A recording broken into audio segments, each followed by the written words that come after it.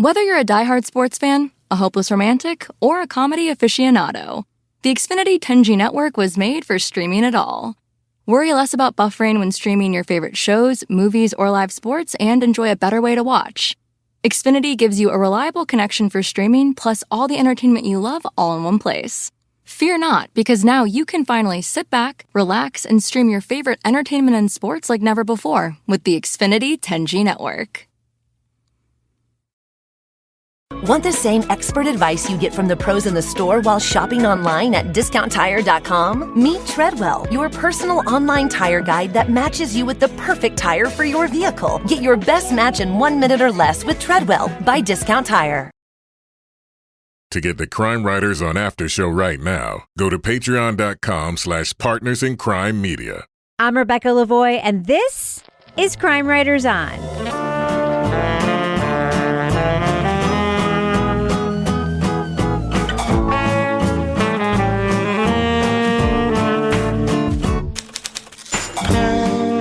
Crime Writers On is the original true crime review podcast that digs into true crime, pop culture, other podcasts. And on this episode, a grieving, heavily drinking woman witnesses a murder in her neighborhood. Was it a brutal crime or a hallucination? We'll review the Netflix comedy, The Woman in the House Across the Street from the Girl in the Window. Joining me to get that done and more is true crime author, TV journalist, and host of These Are Their Stories podcast, my husband and love of my life, Kevin Flynn. Hello, Kevin. I was supposed to take today off. You were? Yeah, it's President's Day, and I am president of Partners in Crime Media. But since when? Since I was the first one to claim the title. You're not on the paperwork. We're a sole proprietorship, and guess who the sole proprietor is? It ain't you. Oh, all right. Well, then I guess you can take the day off, Madam President. All right, then I will. I'm going to take that day off. Also with us is private investigator, certified pet detective, resident cat lady, and author of the best-selling Dead on Deadline, Laura Bricker. Hello, Laura. Hello, Rebecca. And finally, our captain of all things cynical, author of the City Trilogy of novels, host of Strange Arrivals, and our Patreon Deep Dive Book Club podcast host, Toby Ball. Hello, Toby. Hey, Rebecca. All right, Kevin, before we get started with our review on this episode, what are we talking about on Thursday's episode of Crime Writers On? Thursday, we're going to be talking about the Netflix docuseries Inventing Anna. You're calling it a docu-series? It's scripted. Well, that's docu. No, is it? Series. Docu-series is when it's a documentary, but it's a series. I would say docudrama? It's a docudrama. Docudrama. Okay, we'll go docudrama. Yes. The 9-part. 9 parts. The 90-part. Yeah. Docudrama. 45 hours. Inventing Anna, starring the wonderful Julia Garner. Yes. Meanwhile, Kevin gets pissed when I tip my hat on Twitter how I feel about things before the show comes out. Hold on, guys. It is, in fact, only a 2-part show, right? It's only 2 parts. It goes by really quickly. No, I'm just kidding. It's 9 parts. All right. I think it's time we should just get started with this episode's review. Should we do that, Kevin? Let's do that. Let's fire that first clip. My husband used to tell me that I have an overactive imagination, that I drink too much, that I can't let go of the past, that I make plans and cancel them, that I never wear a jacket but then complain that I'm cold, that sometimes I speak with a British accent even though I'm not British. Anna is drowning the loss of her daughter and the end of her marriage in bottles and bottles of red wine. She's taken by the kindness of the handsome widower and his daughter who've moved in across the street. Then one night, Anna peers across the way to see the man's girlfriend get her throat slashed. What? Your neighbor was very confused when we showed up to his door telling him there had been a report of a murder in his home. What are you saying? Where is she? On an airplane. Police say the girlfriend is safe in Seattle. Anna sets off to confirm she's not crazy, prove her murder happened, and discover who the killer in her quiet neighborhood actually is. To get to the bottom of something, sometimes you have to remind yourself that if you don't risk anything, you risk everything. And the biggest risk you can take is to risk nothing. And if you risk nothing, what you're really doing is risking not getting to the bottom of something. And if you don't get to the bottom of something, you risk everything. Kristen Bell stars in the mystery spoof The Woman in the House Across the Street from the Girl in the Window. The Netflix series is a dry but cutting satire on domestic thrillers and cozy mysteries. Will Anna solve the case? One chicken casserole and bottle of cabernet at a time? Spoiler alert, we are going to be talking about plot points. So if you want to remain spoiler-free, go to the estimated time code in our show notes to hear our thumbs up or thumbs down review. So Toby, I was expecting this to be a satire that was like over the top, airplane, joke after joke after joke after joke. I was very surprised that it was not that. Were you surprised that it was not that? Yes. And I was worried that it was going to be like that. I think I said to you guys that I'd watched it and it wasn't that bad. And I think that was what I was reacting to, was that it was not as zany and horrible as I was fearing it was going to be. I mean, it's not exactly subtle, but it's not just ridiculous thing after ridiculous thing after ridiculous thing, which made it, for me at least, bearable to watch. But then there are also times when it's like, I don't feel like I've laughed in quite a while. Yeah. Yeah. So, Laura, you had the same thought, right? Because you thought it was going to be like punchline after punchline after punchline too, right? Well, yeah. I mean, you have the title, which, hints that this is going to be absurd, like The Woman in the House Across the Street from the Girl in the Window. You're like, okay, this is going to be like done, disappeared. Like, where's Clara? Like, I'm like gearing up for something that's going to be a parody of The Girl in the Window. And there's funny moments, but it's subtle. And I feel like it should have either leaned into it or not leaned into it, but it was sort of on the fence. And it could have been a lot funnier. There were funny parts. I mean, we have the giant glasses of wine where she's like glug, glug, glug, and there's like an entire bottle of wine in one little glass. We have these ridiculous paintings that she's painting. Everyone's like, oh, she's so talented. I'm like, it's a freaking flower. She's a genius. Oh, I'm like, oh my God. But then you have moments where you're like, well, actually, it's kind of sad. So I felt like it couldn't really decide on its identity. And if it had just like taken that leap and been like, hey, we're going to be a parody, we're going to be a satire, we're going to be like, who drew the dicks? Yep. I think that it would have been more successful. But Kevin, you think that this thing is self-aware in that way, right?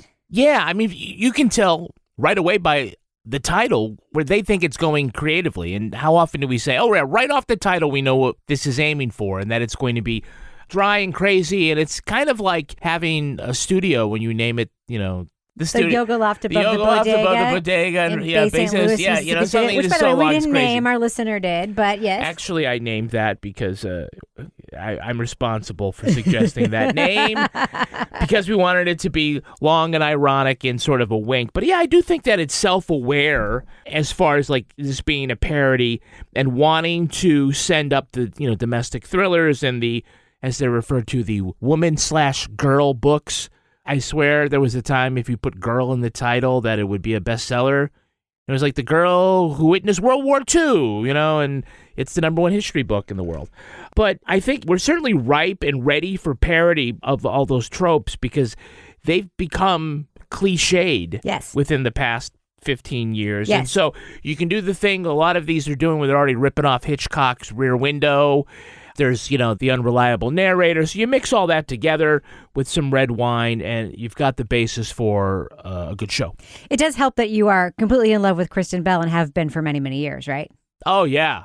Ever since Veronica Mars. Ever since Veronica Mars. Yes, she's your lady. She's definitely 100% your lady. You were going to say the free pass list, right? I don't think she's on your... You've never put her on your free pass list, but you do love her. I do love her. We all love Kristen Now, she Bell. does not want to be on my No one free wants pass to be on anyone's free pass list because that is a non-consensual Come on, list. I'm sure she would be flattered. No.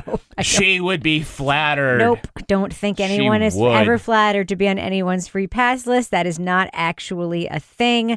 Laura Bricker, do you think Kristen Bell was better cast in this than Amy Adams was in that horrible Woman in the Window movie? It was just Girl in the Window that time, yeah. It was the one Woman in the Window, wasn't it? The Woman in the Window, yes. Yeah, no, absolutely. And I think even though this to me struggled in terms of, was it going to be a little bit more comical? Was it going to be more serious?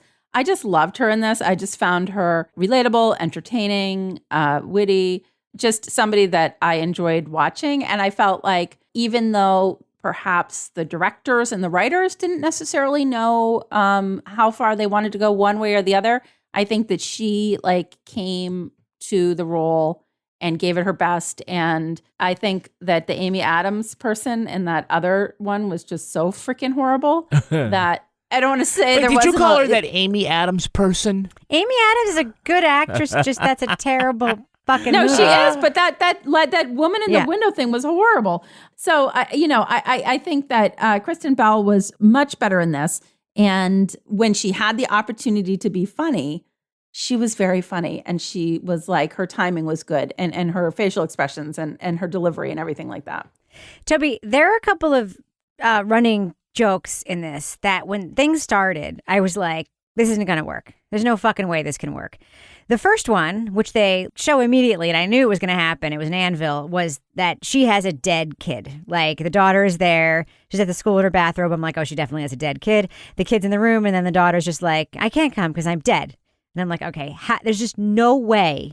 There's no way they can do anything with this dead kid storyline that is anything but sad. There's just no fucking way that they can make this funny. And then? In any way. And then comes the take your daughter to work day story about how the daughter died. Elizabeth was so excited to be going with her dad. A forensic psychiatrist for the FBI specializing in serial killers. Toby, what did you think of that turn? Did you think that was funny? Yeah, I thought that was one of the funniest parts of it, Me too. actually.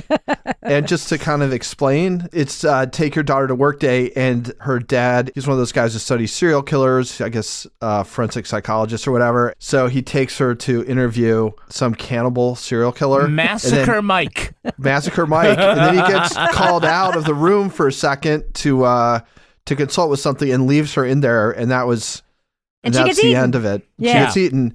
And then there's a lot of the classic, don't blame yourself, it's for leaving your daughter alone with a serial killer. Right, a lot of it is that she's taking the blame. She's blaming herself.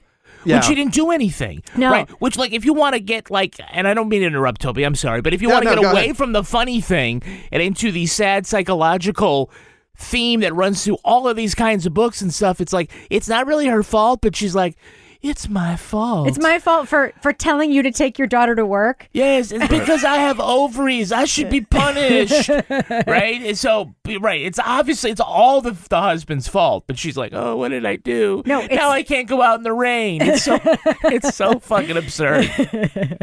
Yeah. The daughter got eaten by a serial killer, Massacre Mike. Nothing funnier than that.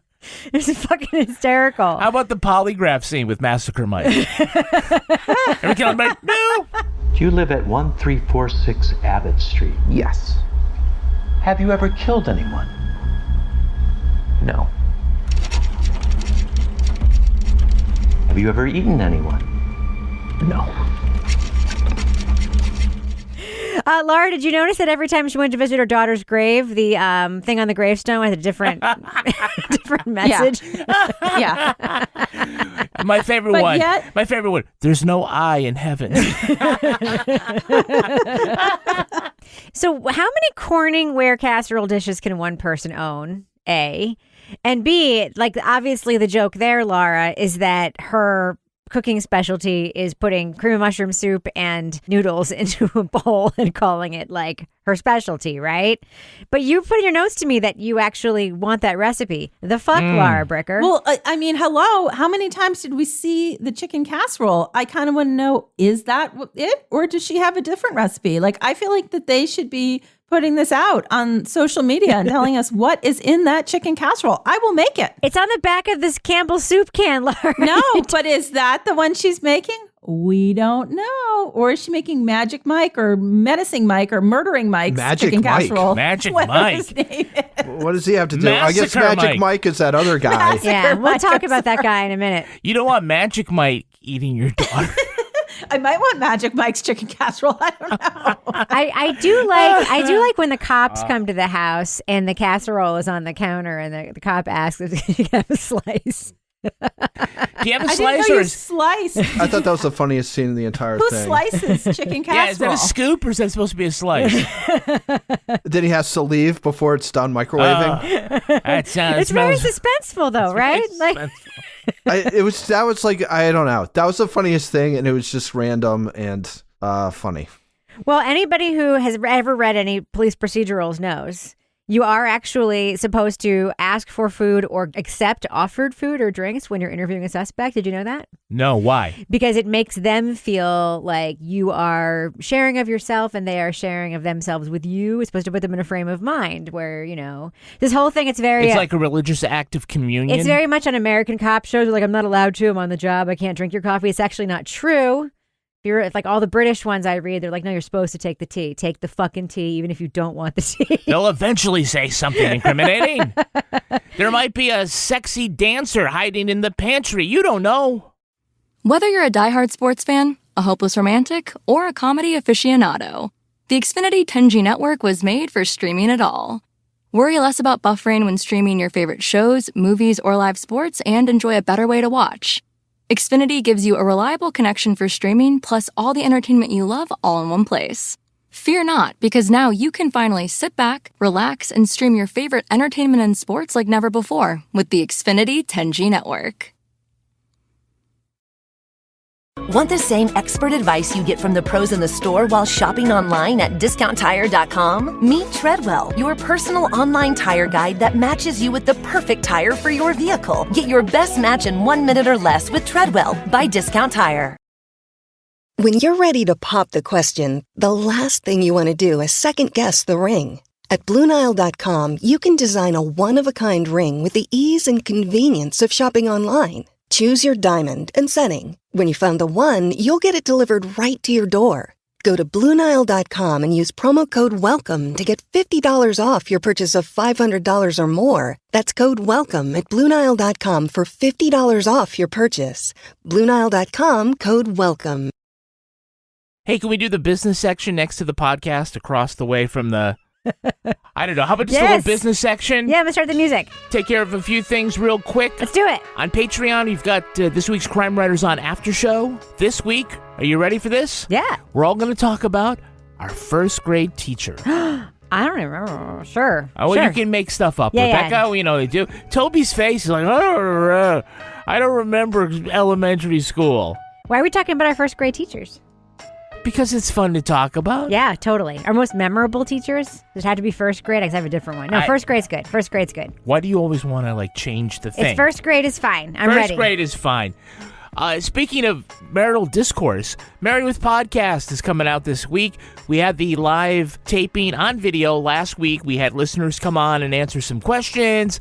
Among them, a question about what to do with a dinner invitation from a really bad cook. Yes, a sister, right? Who's really bad cook? Little sister. Yeah. The advice was just grin and bear it. Yeah, don't be a dick. Suck it up and eat, man. What is the worst that could happen? That's right. Don't be a jerk about it. Food poisoning? No, come Food on. poisoning. It's fine. You'll be fine. You'll be fine. All right, Kevin. So how do people get all that stuff? All right, well, they can go to, as it says in the beginning of the show, patreon.com/Partners in Crime Media. Also, feel free to sign up if you haven't already to the Crime Writers On newsletter. Go to crimewriterson.com. Right at the top, just stick your email address in. That's all we want. It's free. We don't want your zip code. We don't want your credit card. We don't want your mother's maiden name. We don't need that. Just give us your email. We'll send you our weekly newsletter. It'll be out on Thursday. Plus, give us your most commonly used password for all of your accounts. That's fine too, right? Oh, man. No, I'm just kidding. We don't need that. Hey, if you have one password that you need to really protect, all of it should be your email. Why? Ask me why. Why?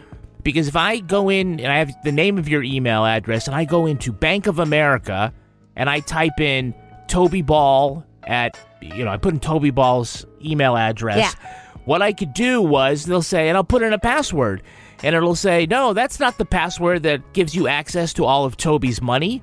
Then I'll just say, I forgot the password. Send it to my email. Send it to my email. Correct. So if I can get into your email, I can get into I can guess where you have stuff and just say, oh, I forgot the password. And then you're screwed. Yes. And you know what's the best way to protect your passwords is? What? write them down and don't put them anywhere else. CIA. That's right. Yeah, and tape it to your computer. Yeah, perfect. See, I feel like everything now it does that duo thing. Yeah. Where I have to and it doesn't work the first time, so I always have to say, text me again. Yeah. And then I get a second one. Yeah. First time it's going to whatever. someone else and they're logging into your shit. That's what's happening. Exactly. All right. Damn Russians. Well, Kevin, does thus end the business section? Yes, thus ends the business section. I'm going to fade that music out right now.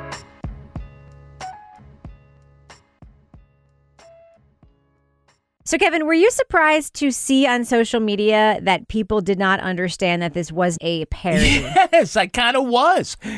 Because it is so dry, there are people who watched it thinking, despite the title and despite some of the absurd things that happen, that this is just a bad, serious mystery. Yeah. Right? A straight mystery. Now, part of it is because they do keep a mystery going in here, and some of the times they are playing it straight.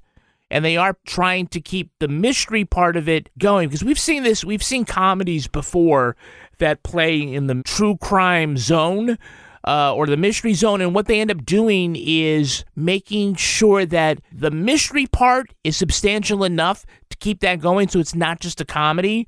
You want to know who spray painted the dicks, right? Yeah. So they're trying to keep this a mystery. So it's either going to be a comedy that's mysterious or a funny mystery. It's got to be one or the other. But they do try to find a balance there so that while you're laughing at the absurdity of what's happening, that you are actually interested in finding out who the killer is. I want to talk about some of the tropes that, there's a lot of things in this that I really appreciated that were not necessarily played for heavy laughs, that the more I think about them, I think this is more of a thinker than a laugh out loud thing. Okay. And maybe that isn't for everyone, but it was for me. Did anyone notice besides me, for instance, how completely not matching the outside of Kristen Bell's character's house was to the inside of Kristen Bell's character's house? No. It did not match in any way. You thought that was funny? No, that is just a total trope of stories like this, domestic suspense, where there is a house, right? And it looks like a colonial on the outside, and then you walk in, and then there are all these rooms that are obviously everything's over decorated. Everyone seems to have money without working, that comes from nowhere, that no one understands why they have all this money. They have a nice car, they have fancy furniture, they don't seem to ever have to work, and everybody's fine. It's the Massacre Mike life insurance payout. That being said, she has this thing where there's just giant room after giant, and then a giant art studio with a solarium roof. I was more taken with the fact that Buell has been working on the mailbox for 2 years. That was very disturbing to me. It was? How come, Laura? Well, first I was like, is this the Truman Show? And every day she gets up, it's good morning, Miss Anna. And he's in the same spot and he never leaves because he's a robot. And then I was like, is she dead? Is this Groundhog Day? The Buell thing was a weird storyline to me. But then all of a sudden, oh, no, wait, now he might actually be the person who's responsible for everything because he murdered his whole family. And the only reason he's here now is because her husband, who took their daughter to work with him and got her killed, is hey, this guy would be a good guy to be our handyman. He was a client. Yeah, he was a client. But it was funny to me. I was okay, so... It's almost is she repeating the same day over and over again? Is this Groundhog Day? What's going on with this guy? Because I never saw him in a different location. Right. Is it a complicated mailbox or is it just beyond Buell? No. It might be beyond Buell. Yeah, that's my vote. But okay, so what that is from, it is directly a parody of what's the thing with Rebecca De Mornay? A Hand That Rocks the Cradle, right? Where they're fixing the fucking greenhouse forever for no reason, right? And it's just this thing, and ultimately the greenhouse ends up becoming a murder weapon in the thing, but it is this, it's what the fuck is she doing? She's always out there working on the fucking greenhouse. That is a trope where there's a handyman or a thing that's kind of a shingle, somebody out there. That's a Hitchcockian trope. Well, Toby, right? You always need sort of a supporting character who could be the killer. Right? Kind of a red herring, but you have to keep the other characters honest. Yeah. You can't even really be an either or thing. You have to throw enough people out there so that you can be kind of pushed and pulled in different directions, if it's good. Yeah. So, Toby, what was the deal with her set design with her chair pointing out the front window? I changed around our living room too, so I could just look at our neighbors all day. That's what I do at my office. I have a chair that looks right out the window, just like that. Yeah, it's a choice. Yeah. I do the same thing. You gotta hope the neighbors don't pull the curtains, I guess. I do the same thing. I'm starting a movie called The Guy Across the Street from the UPS Truck in the Driveway. Toby, I know that you were a big fan of Sexy Rexy.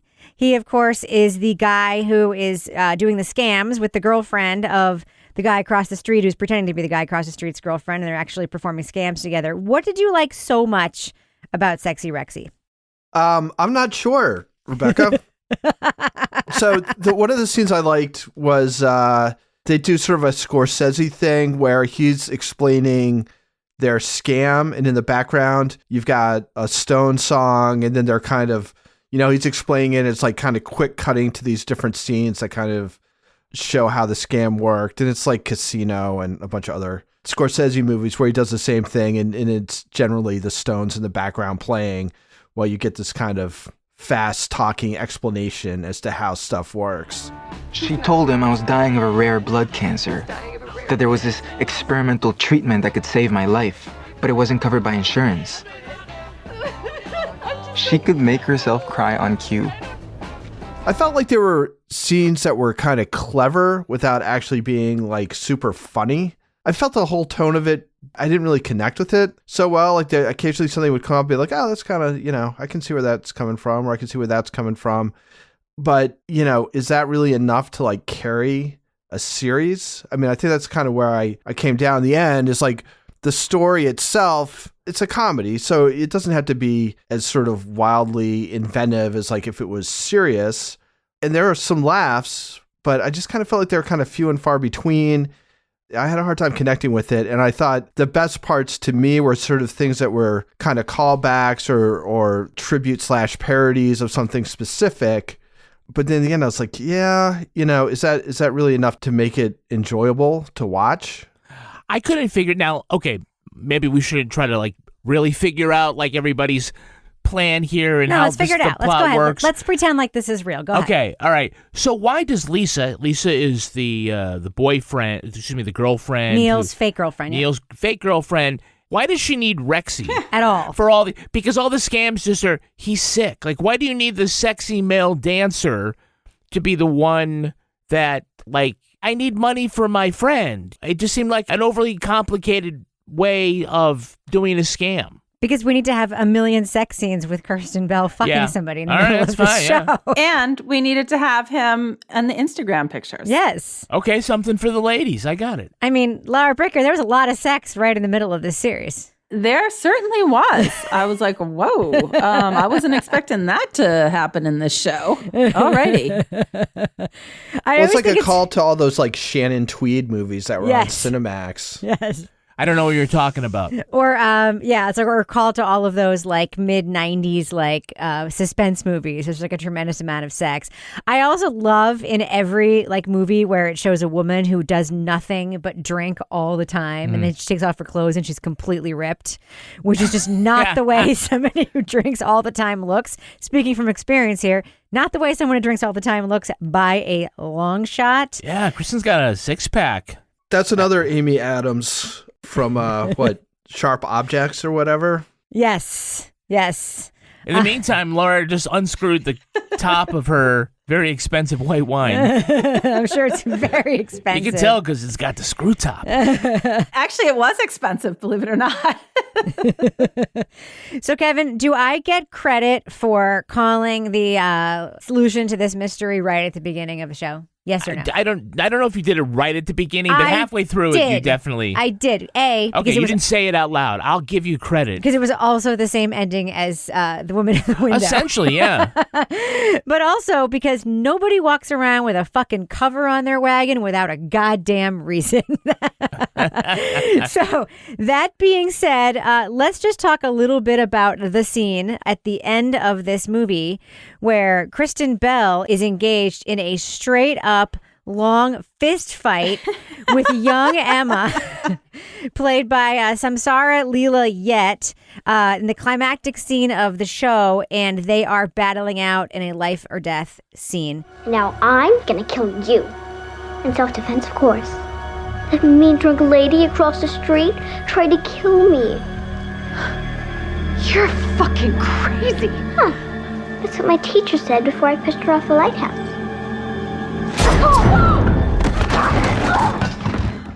Laura Bricker, what do you think about this tremendous violence being shown against a child in the end of the show here? It took a very Stephen King-like turn for me at that point. I was like, okay, this is not how, like, what I'm going to call domestic suburban suspense typically, like, would go for me. This is more like Firestarter, Carrie, the kid's possessed, and all of a sudden is like, whatever, the wagon she's carrying around has like a dead body part in it that's telling her what to do or something, you know?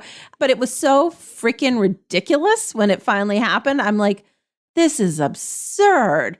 And I'm like, doesn't really match the rest of the show, but I guess I'm here for it. I don't know. I really like the visual of an adult beating the shit out of a little kid in that way. Not like generally speaking, but in that way. Yeah, don't worry. That's never going to be taken out of context. In that way. It was very Mr. and Mrs. Smith. It was like in that way. It was very absurd. Yeah, it like goes. It's very Chucky. It was like Chucky from like no, it's more Child's like, Play. It's more like Itchy and Scratchy. Yeah. From The Simpsons, where okay, it's violent, but it is hyper inflated so that it moves beyond actual violence into parody, and it's slapstick. Just visually, it was funny that this little girl was going ham on on an adult, beating her up and swinging a knife and like just being able to overpower this little girl, and like. She knocks out her baby teeth. It's like that's the the pounding that she takes. I thought it was very fun. I think we end up, even though you've got an adult beating up a kid, you still like Anna because she's defending herself. Yes. It isn't like she's going to be murdered, Kevin. She's going to be murdered. It isn't like she's. We find out that this kid murdered like 18 people. Like she's not really a little kid. She's a murderer. We watched a scene where she spent a summer sawing away at the dock, at the bottom of a dock. Oh, I know. That was insane. My summer project. And then it was like, boom, boom, boom. Are you a little worried someone's doing that at your dock, Toby, right now? Like just under there? No. But here's the thing, Toby. If you found yourself in that situation and you survived a fight with a serial killer and you found yourself in the hospital, would you want everyone in line to come to you and give you the same apology over and over and over again like Anna was able to receive? Sure. Again, it didn't hit with me, but I got where it was coming from. I thought the fight with the little girl, I mean, it's like a takeoff on like all these thrillers in the movies that end with some knockdown, drag out fight where you think you've beaten up the villain and they're unconscious and then they like attack again and stuff is broken. And so I thought it was a pretty funny send up of that whole sort of trope. Toby, the women that I know, most of them would rather be told that someone is sorry about the thing that they said to them as opposed to actually solving a crime. That would be the highlight, that everybody had to come in and say, I'm sorry, I was wrong about you. That would be way more satisfying for most women than just, by the way, you also solved this crime. Really? Really? I mean, that's what happens in all the books, right? At the end of it, I'm sorry, I didn't believe you about all those killings. You were right all along. You were right all along. Yeah, and she ends up, back together with her ex, whole thing. And I don't know what the fuck was happening with the very end of it, but I guess I'll figure out about that in season 2, right? If there is a season 2, sure. I guess we'll see. But again, how many of those books and movies the books definitely often end with like what's going to be chapter 1 of the next book, right? We're going to get it in there. So she could be the woman in the seat on the airplane next to the woman in the bathroom. Whether you're a diehard sports fan, a hopeless romantic, or a comedy aficionado, the Xfinity 10G network was made for streaming it all. Worry less about buffering when streaming your favorite shows, movies, or live sports and enjoy a better way to watch. Xfinity gives you a reliable connection for streaming plus all the entertainment you love all in one place. Fear not, because now you can finally sit back, relax, and stream your favorite entertainment and sports like never before with the Xfinity 10G network.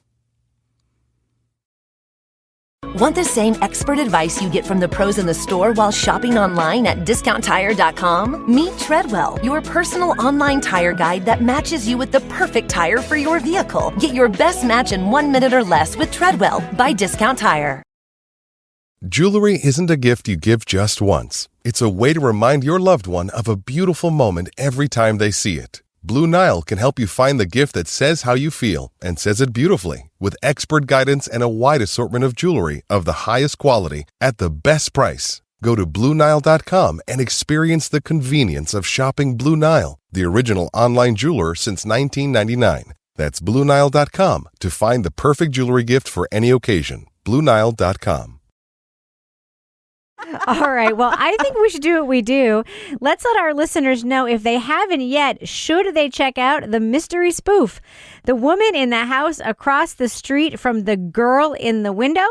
It is on Netflix. Laura Bricker, what do you think? Thumbs up or thumbs down for the series starring Kristen Bell? I'm going to go thumb sideways, but a little bit thumbs up, because there was issues with this, but I'm going to tell you, I sat here on like a Saturday afternoon and I watched the entire thing, and it was sort of just like mindless entertainment. And I watched it all. I like Kristen Bell. I was like, oh, there's some funny parts.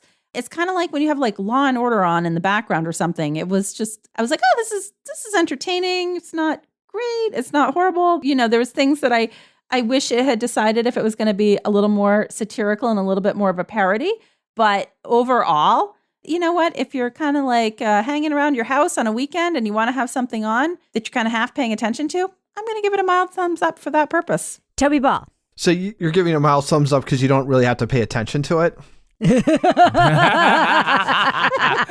So maybe my problem is that I was trying to pay too much attention to it. Yeah, I mean, I feel like the discussion of this, I was much more sort of positive because we talked about the parts that I liked, but I didn't connect with this. I thought it went on pretty long. There are whole episodes where they'd get done. I'd be like, what was I supposed to get out of that?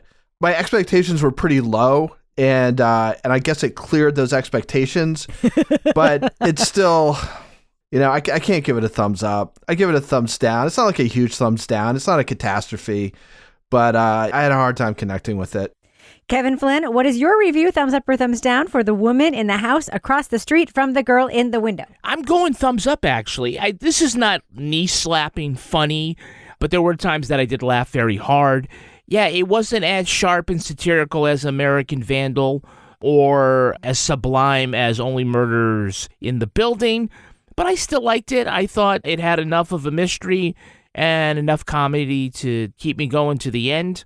And, you know, if they come around with the season 2, I'd probably watch it.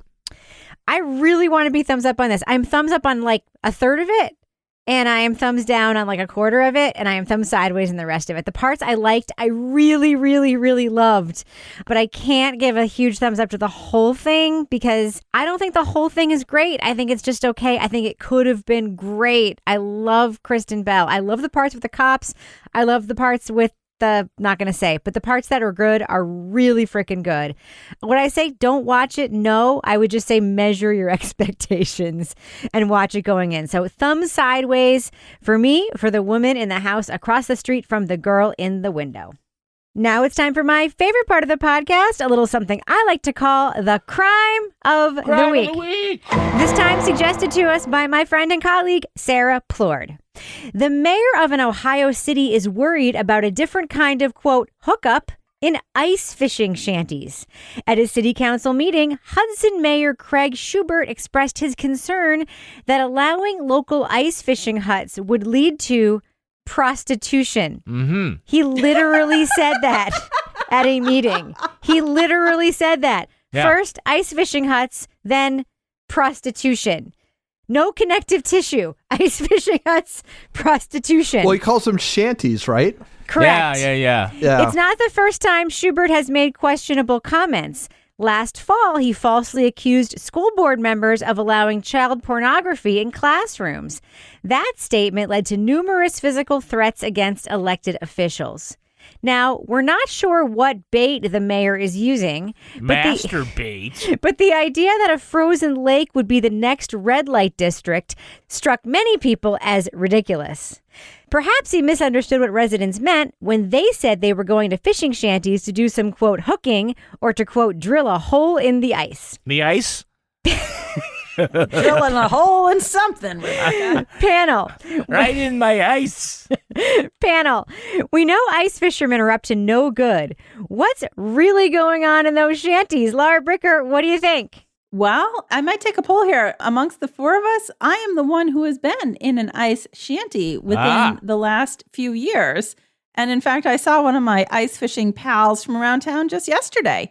You know what's going on in those shanties? They're drinking shitty beer, farting, and eating hot dogs. Yeah. That's what's happening in the ice shanties. No prostitution, Laura? No.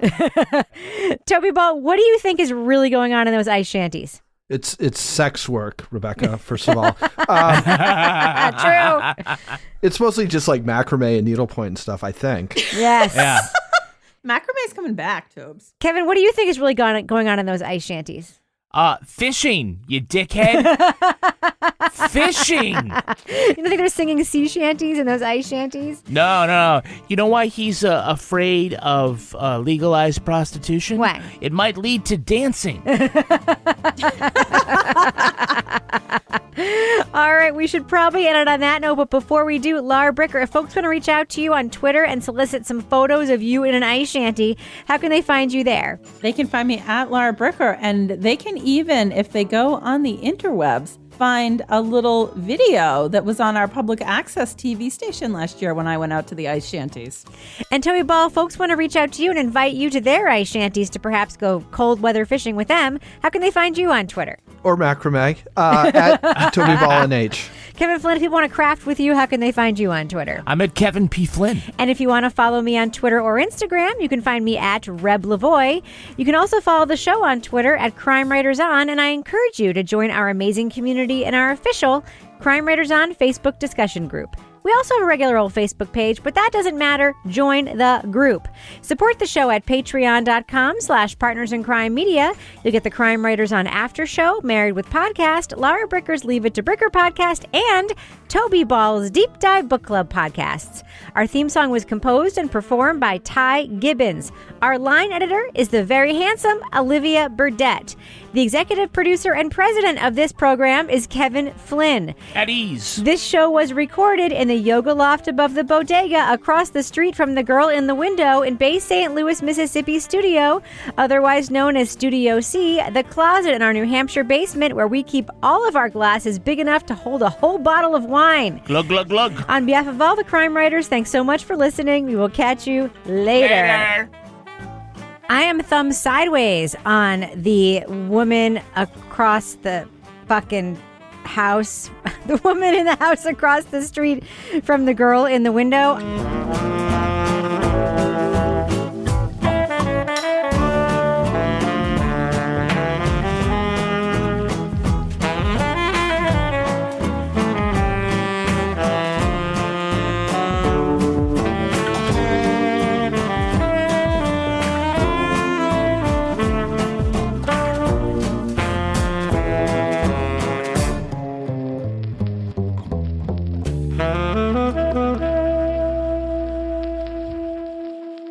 Partners in Crime Media.